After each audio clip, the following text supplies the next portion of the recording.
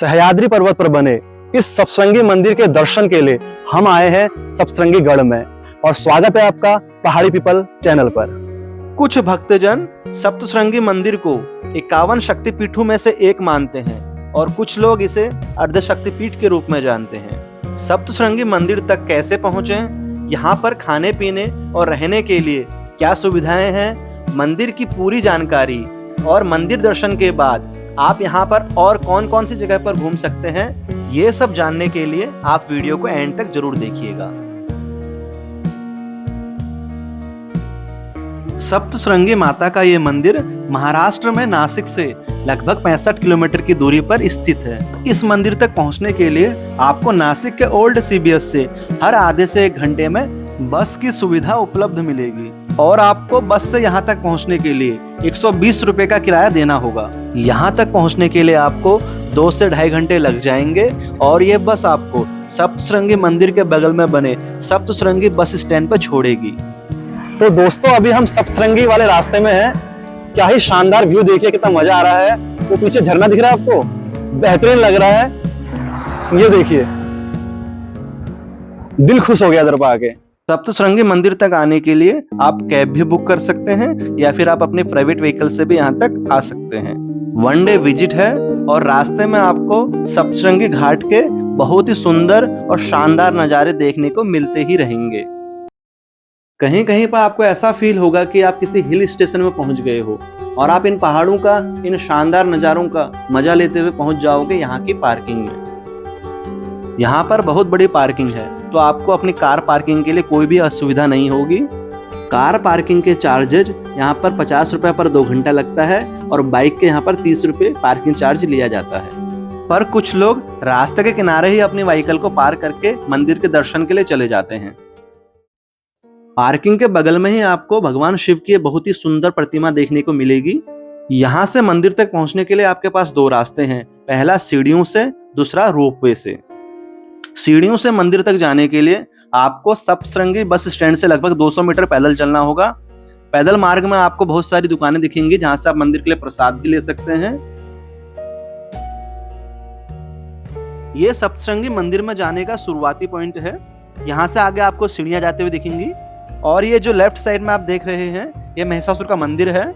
महिषासुर का मंदिर यहाँ पर इसलिए है क्योंकि माता द्वारा यहाँ पर महिषासुर का वध किया गया था और कुछ लोगों का मानना है कि माता द्वारा महिषासुर का वध करने के बाद माता ने यहाँ पर विश्राम किया था। महिषासुर के मंदिर के बगल में ही आपको एक गणेश जी का मंदिर भी देखने को मिलेगा।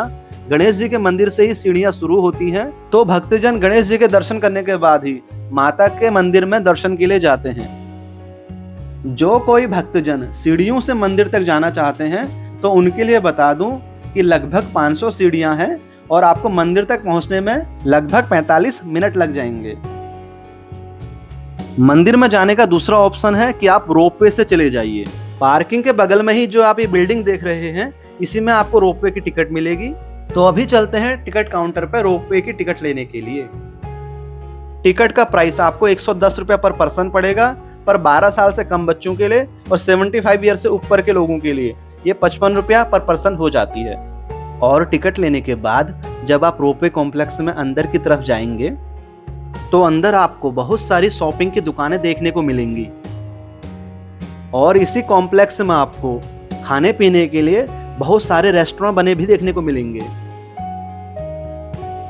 और इसी जगह से आप माता के मंदिर के लिए प्रसाद भी ले सकते हैं।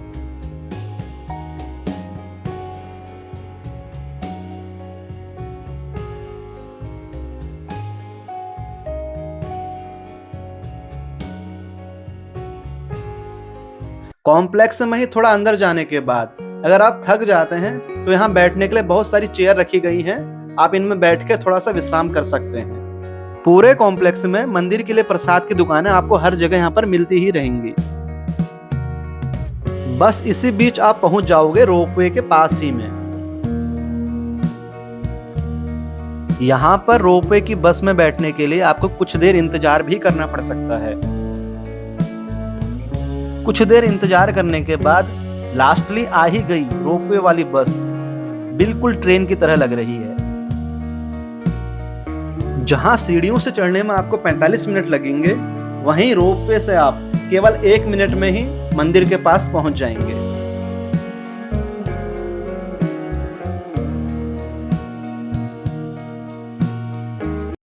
माता रानी का यह मंदिर 7 पहाड़ों से घिरा हुआ है। 7 पहाड़ों से घिरे होने के कारण ही इसे सप्तशृंगी गढ़ कहा गया है। नवरात्रि, वीकेंड या फिर किसी भी फेस्टिवल में यहाँ पर काफी भीड़ हो जाती है, तो दर्शन करने में आपको थोड़ा समय लग सकता है। 18 हाथों वाली सप्तशृंगी माता की यह मूर्ति स्वयं उत्पन्न हुई है, मतलब किसी ने यहाँ पर इसको स्थापित नहीं किया है। कथाओं के अनुसार किसी भक्त ने इसको मधुमक्खी का छत्ता निकालते वक्त देखा था। और पौराणिक कथाओं की माने तो यहाँ पर माता सती की दाएं भुजा गिरी थी, इसीलिए इस मंदिर को 51 शक्तिपीठों में से एक मानते हैं। ऐसा भी माना जाता है कि भगवान राम, लक्ष्मण और माता सीता अपने वनवास के समय पर इस जगह पर दर्शन के लिए आए थे।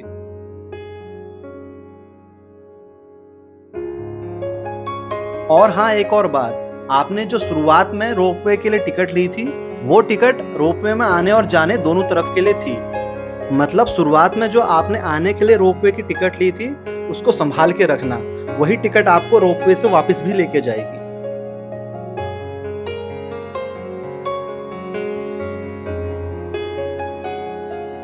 हमें माता के दर्शन करने में लगभग 4 घंटे लग गए, लेकिन अगर भीड़ कम हो तो आपका 1 से 2 घंटे में नंबर आ जाएगा। रोपवे से नीचे आते ही आपको यहाँ पर बच्चों के खेलने के लिए पार्क भी मिलेगा। अगर आपके बच्चे छोटे हैं तो यहाँ पर एंजॉयमेंट कर सकते हैं। चलो अब बात करते हैं कि माता के दर्शन करने के बाद आप यहाँ पर कौन कौन सी जगह घूम सकते हैं।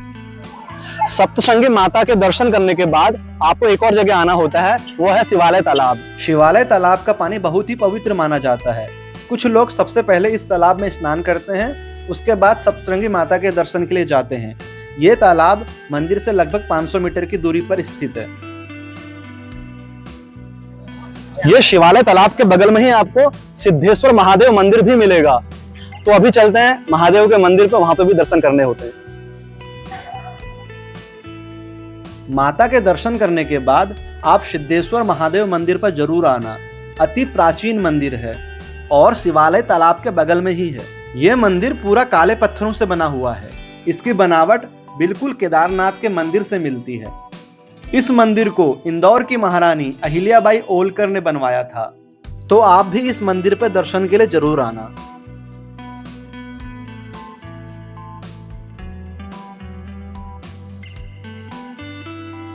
शिवालय तालाब के पीछे ही आपको सतीचा खाड़ा नाम की जगह भी मिलेगी, तो आप सतीचा खाड़ा को देखने भी आना। अभी हम पहुंच गए हैं सतीचा खाड़ा में। पौराणिक कथा कहती है कि माता के किसी भक्त की मनोकामना पूरी होने पर वो यहाँ पर बैलगाड़ी के साथ आ गया था और फिर यहाँ से वो बैलगाड़ी सहित नीचे गिर गया था। तो माता ने उसको बचाया था और यहाँ पर प्रकट हुई थी। उस बैलगाड़ी के निशान आज भी आप यहाँ पर देख सकते हैं। माता ने प्रसन्न होकर उस भक्त को आशीर्वाद दिया कि जो भक्त मेरे दर्शन के लिए आएगा वो भक्त आपके दर्शन भी करेगा, तभी उसकी मनोकामना पूर्ण होगी। इसीलिए आप सतीचा खाड़ा को देखने भी आना। सतीचा खाड़ा से थोड़ा सा ही आगे जाने पर आपको मार्कंडेय पर्वत का बहुत ही मनमोहक दृश्य देखने को मिलेगा। ये सतीचा खाड़ा के बगल में ही आपको मार्कंडेय पर्वत भी दिखेगा। कहते हैं इस पहाड़ी पर मार्कंडेय नामक ऋषि रहा करते थे और वो माता को कथाएं और भजन सुनाया करते थे। इसीलिए माता की मूर्ति इस पहाड़ी की तरफ थोड़ा झुकी हुई है। सुनो, हाँ, ये मार्कंडेय पर्वत देखो, कुछ शिवलिंग जैसा नहीं लग रहा आपको? हाँ, सच में इसका शिवलिंग। आर्किटेक्चर सेम शिवलिंग जैसा लग रहा है, देखो। तो दोस्तों, अगर आपको भी ये मार्कंडेय पर्वत शिवलिंग जैसा लग रहा है तो कमेंट में जरूर बताइएगा। अब बात करें यहाँ ठहरने की, तो यहाँ मंदिर के पास ही बहुत सारे होटल और लॉज बने हुए हैं। साथ ही में यहाँ पर मंदिर ट्रस्ट की तरफ से यहाँ पर भक्त निवास भी बना हुआ है, तो आप चाहें तो यहाँ भी रुक सकते हैं। मंदिर ट्रस्ट की तरफ से ही यहाँ पर प्रसादालय भी बनाया गया है। आप चाहें तो यहाँ पर भोजन कर सकते हैं। यहाँ पर 2 तरह की थाली सिस्टम है। एक 20 रुपए में आपको नॉर्मल थाली मिलेगी, 60 रुपए में VIP थाली मिलेगी।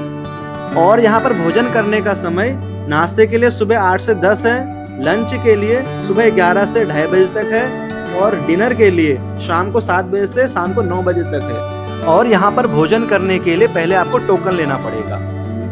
वैसे यहाँ पर बहुत सारे होटल और रेस्टोरेंट बने हुए हैं, आप चाहे तो यहाँ पर भी भोजन कर सकते हैं।